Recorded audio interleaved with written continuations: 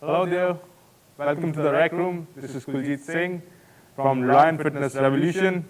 Today we're going to talk about fitness and lifestyle, and cherry on top, I'm going to show you how to perform squats. So this is how we start a video like fitness of like tired of working out in gyms and still fat and obese. Yeah, I get a lot. I get this a lot, and today we're going to talk about how to maintain our lifestyle from that and how to maintain our workouts. So why Lion Fitness Revolution? So as we see, Lion Fitness Revolution is a brand about fitness and maintaining lifestyles, how to work out in gym, how to reduce the injury, how to increase mobility and flexibility in your body. And after that, we can see there's a lot of videos from my page. You can go over there and we can see over there. There are a lot of things about fitness. And so moving on to the next thing, that is my video that I'm going to perform squats for you. That is, I made a picture of showing the various muscles that have been used while performing squats. So this is it. As you can see on my right side, there are a lot of muscles that have been used while performing squats, and starting from the left side, from the up is core, adductors, then quads, and on the right sides it's glute, hamstrings, and calves. So you can see that there are a lot of muscles that have been used while performing squats. So now I'm gonna show you how to perform squats in a proper way. I made a video of that, and I hope you can enjoy it. So this is how we perform the squats. You just take the grip firmly, take it on your back with a great stance, then go with the flow and easy. Take the reps as many as you want. But be careful, do not bend the back, just should be straight on up. Do not cross your knees above your feet because it's gonna hurt your knees.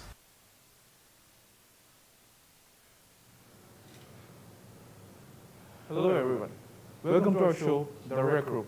As there's a famous quote, leave nothing but footprints. Take nothing but ideas. Kill nothing but time. So as it is said, inspiring from that quote, we have two guests with us, Mr. Jamin Balda, who is a professional wildlife photographer, and Mr. Sean Austin, who has been a professional mountaineer and is a travel enthusiast. So hi Sean, how are you? Hi Mark, I'm really good, and thank you so much for having me, and it's a great pleasure.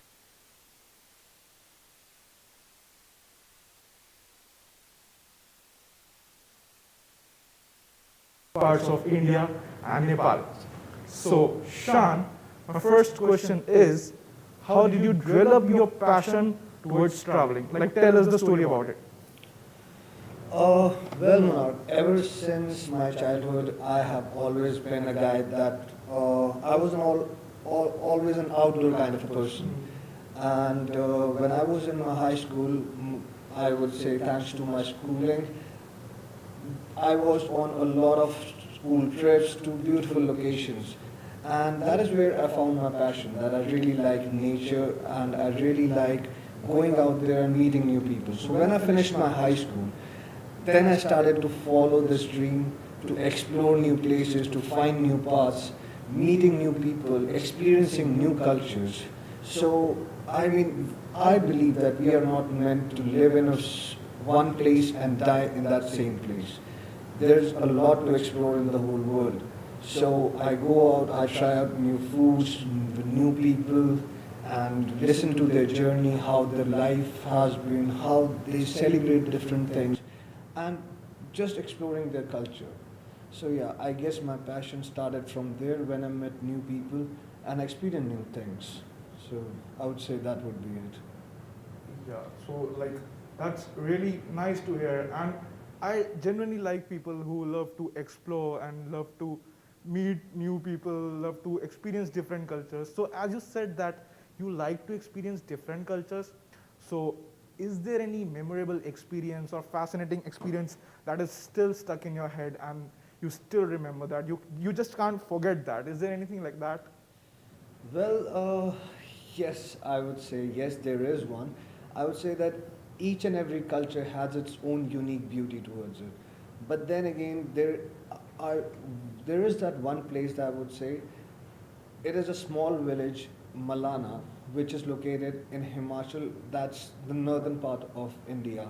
It's located in the Great Himalayas, and the beauty of that place is it is approximately 10 to 12,000 feet above sea level, and you've got to do a great trek of almost 8 to 10 hours to reach to that place. There are no roads, and that small village, it is cut off from the entire world, and they have their own democracy, they have their own culture. What they believe is that they are the direct descendants of the Aryan race, and direct descendants of Lord Shiva himself. And they have, uh, I would say, a concept of untouchability, wherein they feel that they are superior human being, a superior race. So even if you go there, it has been now turned out to be somewhat of a tourist place, but a hidden one. So when you go there, there are shops, there are homestays where you can stay. So I would say commercialization has reached that place as well. So even if you go there, if you want to have or if you want to get a bottle of water, you pay them, they won't touch you, they won't touch your money. They would say that leave the money on the shelf, and then they'll leave the product, let's say a water bottle, they'll leave it on the shelf and you take it.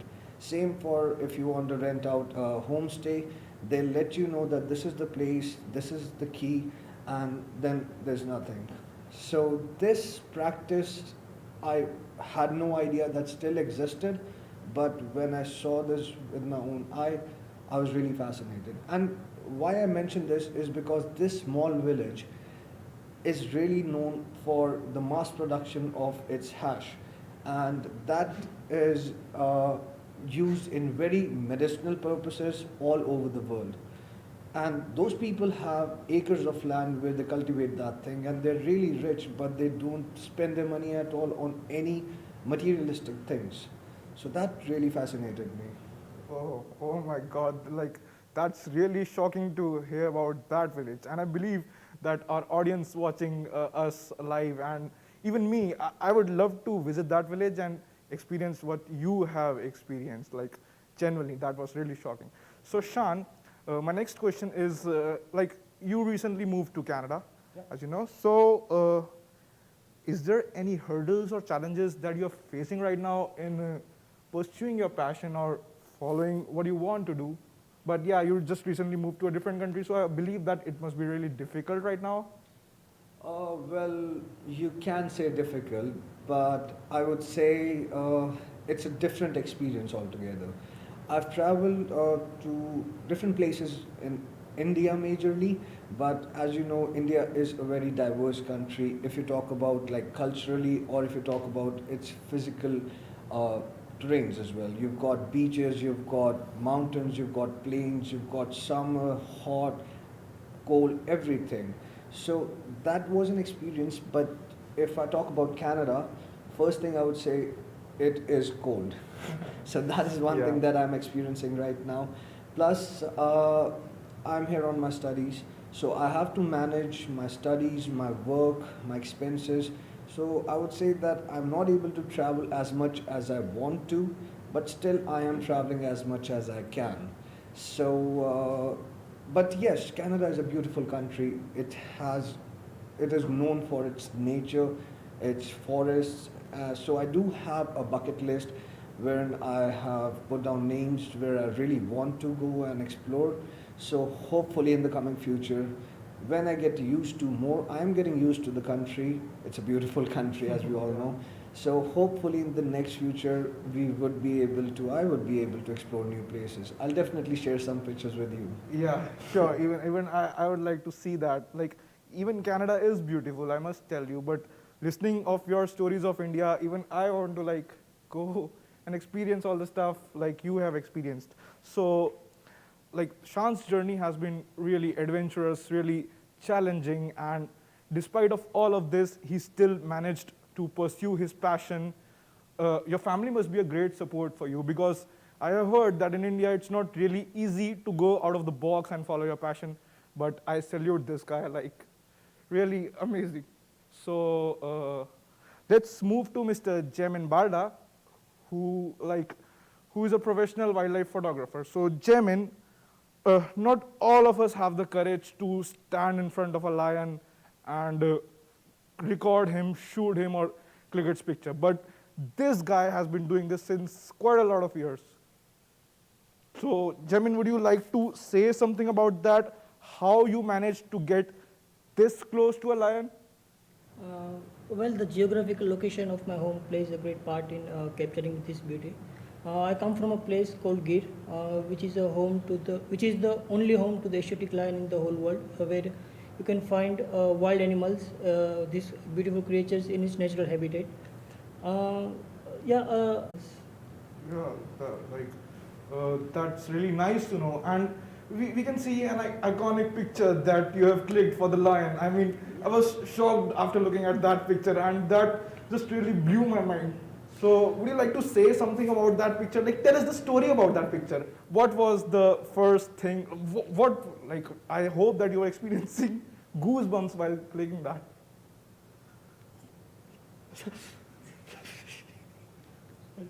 yes, yes, that picture.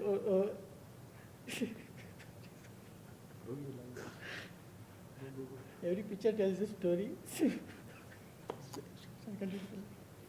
Every picture tells a story, and I do believe. Well, yes, that picture was really inspiring, Jamin. And I would say that if I would be that close to an Asiatic lion, I would be having goosebumps. So yes, I mean, tell us about that. I want to know. Yeah, even just like there is a saying that every picture tells a story. This picture is also a unique story about it. So at one afternoon, I was taking a nap, and someone from my neighborhood comes to my home and says that there is a lion. And by the way, this lion was just like 500 meters far from my home. Wow. And he was sleeping under a tree in a shade. So I quickly grabbed my camera, adjusted my setting, and ran towards it. Well, the beauty of this.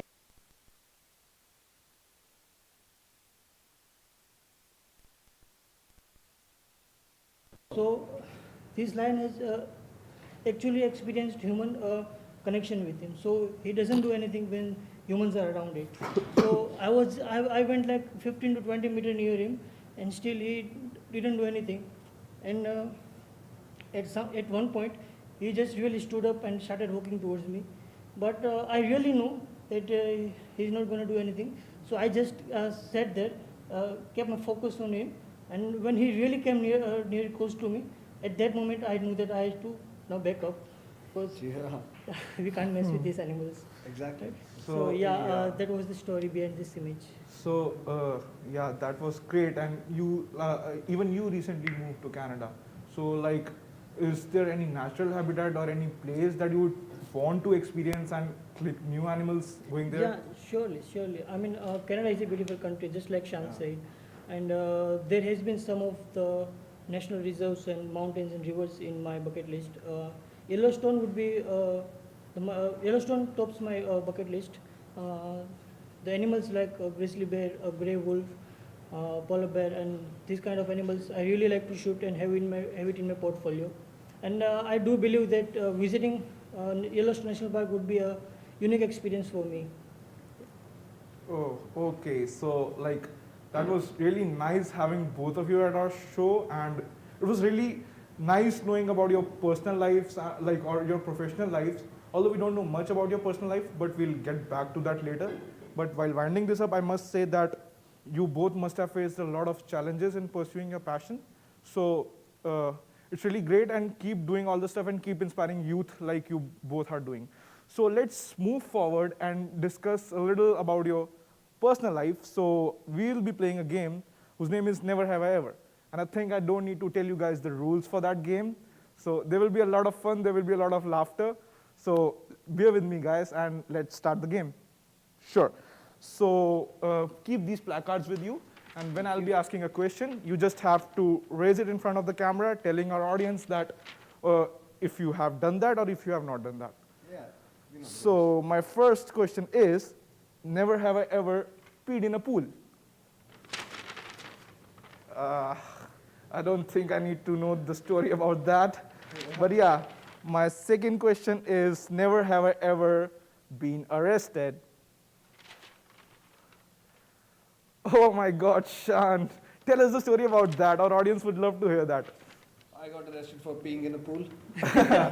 That is not the case, but yeah, we'll meet after the show, surely. Yeah. So the third question is, never have I ever cheated on my partner?